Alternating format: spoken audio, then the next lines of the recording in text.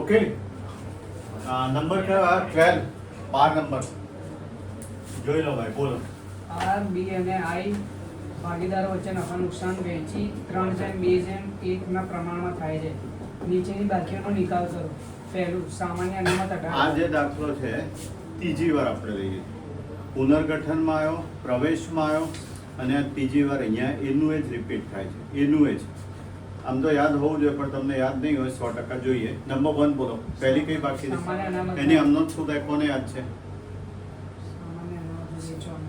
ભાગીદારોનો એટલે એની અમનો શું થાય? ભાગીદારો ખાતે ઉધાર ના ભાગીદારો ખાતે જમા જાય અને સામાન્ય અનામત મૂડી ખાતે જમા થાય. મૂડી ખાતે જમા થાય. ઓકે. અને સામાન્ય અનામત ખાતે શું થાય? ઉધાર થાય. ઓકે. તો પહેલું સામાન્ય અનામત ખાતે ઉધાર. તમને યાદ હોય તો મૂડી ખાતાની જમા બાજુ આપણે વહેંચેલું છે મલ્ટિપલ ટાઈમ્સ. તે આર ના મૂડી ખાતે, તે બી ના મૂડી ખાતે, તે આઈ ના કેટલી અમાઉન્ટ કેટલી છે? 18,000. ચેક કરી લો કેલ્સી ઉપર ભાઈ સેકન્ડ. એટલે આ રીતે આપણે બહુ સ્મોલ 1 2 બોલો. સામાન્ય નફા અનામત નુકસાન ખાતાની ઉધાર બાજુ. એની અમલ શું થાય? નફા નુકસાનની ઉધાર બાકી છે. નફા નુકસાન ખાતે ઉધાર ભાગીદારોના મોકલો.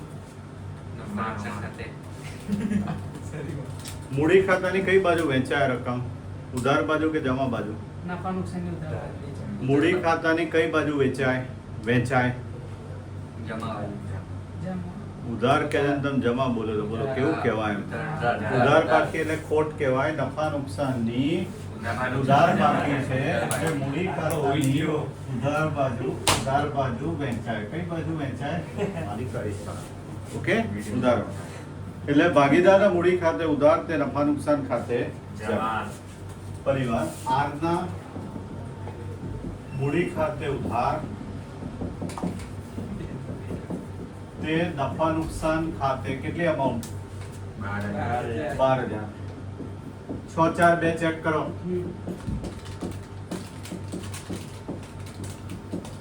ચલો ભાઈ નંબર 3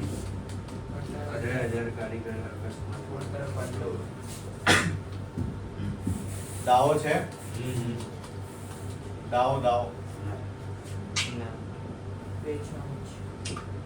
અનામત કહેવાય.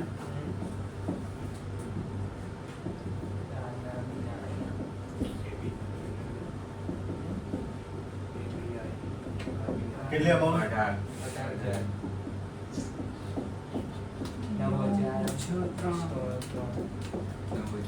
નેક્સ્ટ. હવે એક રહ્યો છે ને ત્રીજો. ગણતરી વાળો ત્રીજો દાખલો. બોલો. પેઢીના કુલ મિલકતો 2 લાખ છે. આ બાજુ કુલ મિલકતો 2 લાખ. જે પૈકી ચાલુ મિલકત 40% છે. આમ આ બાજુ જ કુલ મિલકતો 2 લાખ. એ પૈકી ચાલુ મિલકત કેટલી છે? 40%. આમ જુઓ તો કેલ્સિયમ ચેક કરો. 80,000 થાય. આગળ બોલો. કાઉન્સમાં લખ્યું રોકડ 10,000 સહિત. આમ જો રોકડ 10,000 સહિત આ બાજુ રોકડ 10,000. અન્ય 1 મિનિટ 70,000. પહેલા રકમ બરાબર સમજો. પરિવાર બોલ ભાઈ તું. આખી બોલ. હા. પેઢીની કુલ મિલકતો 2 લાખ આમ છે. જો કુલ મિલકત 2 લાખ. 2 લાખ છે. જે પૈકી ચાલુ મિલકતો 40% છે. 2 લાખના 40% 80,000. ચોપડે મૂલ્યની ઉપજ થઈ 10. રોકડ સાથે લખ્યું છે ને. અને અન્ય. હવે 1 મિનિટ. ચાલુ મિલકત 40% હોય તો 60% કઈ મિલકત હોય? સ્થિર મિલકત. બરાબર. આના 60% કેટલા થાય? 1,20,000. ક્લિયર? જોઈ લો. શાંતિ જો આ બાજુ રબ આઉટ કરી દો.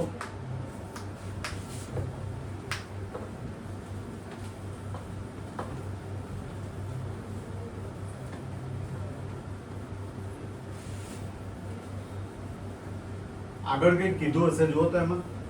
ચોપડી મૂલ્યની ઉપજ થઈ. ઓકે, હમણાં કર્યું તો એનું જ છે, ખાલી ગણતરી કરવાની હતી. મિલકતો માલ મિલકત નિકાલ ખાતાની ઉધાર બાજુ આવે. ઓકે, તો મામી નિકાલ ખાતે ઉધાર આમ જુઓ તો તે ચાલુ મિલકતો ખાતે કેટલા છે? 70,000. તે સ્થિર મિલકતો ખાતે 1,20,000 અને અહીંયા 1,90,000. રોકડ સિલક આપણે રોકડ ખાતામાં કાલે બતાવી હતી, યાદ હોય તો. રોકડ સિલક માટે કયું ખાતું બનાવીએ છીએ? રોકડનું. એટલે રોકડ ક્યાં જાય? રોકડ ખાતામાં. એટલે આ 21 અને આ 70 કુલ કેટલા થયા? 190. એક હવે ઉપજ કઈ રીતે થઈ છે જુઓ તો. ચોપડી મૂલ્યની ઉપજ થઈ. બસ એટલું. એટલે આટલી જ ને. 190 હતા, ઉપજ પણ કેટલી થઈ? 190.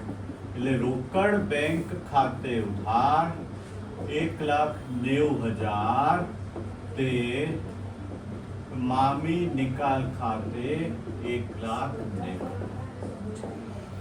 Over and out. થોડો ટાઈમ છે, હજી બધું લઈ લઈએ આપણે. એ લખ્યો નીચે.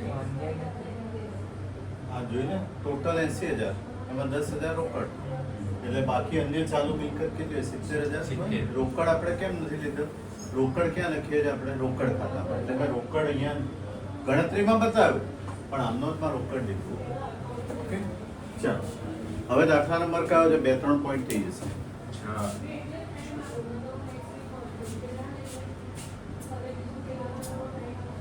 બોલો. મિત્રોની ચોપડી કિંમત 50,000 એક મિનિટ, ટાઇટલ બોલો પહેલા. ટાઇટલ માલ મિલકત નિકાલ ખાતું તૈયાર કરવાનું હોય ત્યાં નીચેના સ્વરૂપમાં. ઓકે, ચલો. પહેલું યંત્રોની ચોપડી કિંમત 50,000 છે. અટકી જાઓ. 5મી વાર આવ્યું છે ને અત્યારે ઉધાર કરીએ છીએ તો પહેલી આમનો મામી નિકાલ ખાતે ઉધાર યંત્રો ખાતે કેટલા?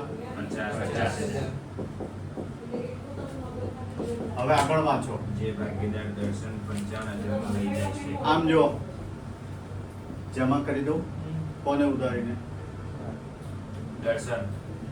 દર્શનના મૂડી ખાતે ઉધાર તે મામી નિકાલ. કેટલામાં લઈ જાય? 55,000. ના, નામ આપ્યું તો લખવું જ પડે. સેકન્ડ બોલો. દેવી ઊંડી 15,000 ભાગીદાર બી. અટકી જાઓ. કેટલી છે દેવી ઊંડી? 15,000. ઊંધું થાય કેમ? આ મિલકત હતી, ઉધાર લખાય. પેલું દેવું છે, કેવી રીતે લખાય? જમા. આનું આજ ઊંધું કરી દઉં. આનું આજ તો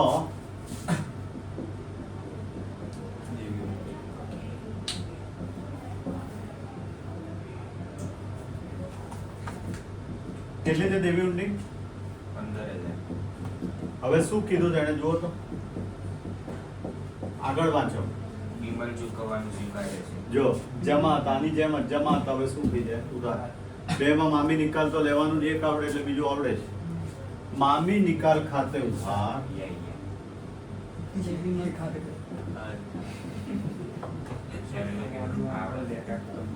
કેટલામાં સ્વીકારે છે? વિમલની સર ડી છે. આ લે લે. કેટલામાં સ્વીકારે છે? 15. એ જ. હા. હજી એક થઈ જશે. બોલો. ભૂતકાળમાં માંડી વાળે કાળખાત 11,000 પૈકી 6,000 વસૂલ મળ્યું. એટલે 11,000. 11,000. આમનો બોલો, આમનો બોલો. ભૂતકાળમાં મળી નફો. રોકડ આવે ને, રોકડ આવે, રોકડ બેંક તેમાં મી નિકાલ. રોકડ ખાતે ઉધાર તે માલ મિલકત નિકાલ. કારણ કે અહીંયા ગાળખાત પરત નહીં લખાય, કારણ કે ક્યાં લખાય? માલ મિલકત માલ નિકાલ. મિલકત નિકાલ. તો રોકડ કે બેંક ખાતે ઉધાર તે મામી નિકાલ ખાતે કેટલા છે? 6,000. 6,000. 6,000 અહીંયા સુધી લખી રાખો ભાઈ. 3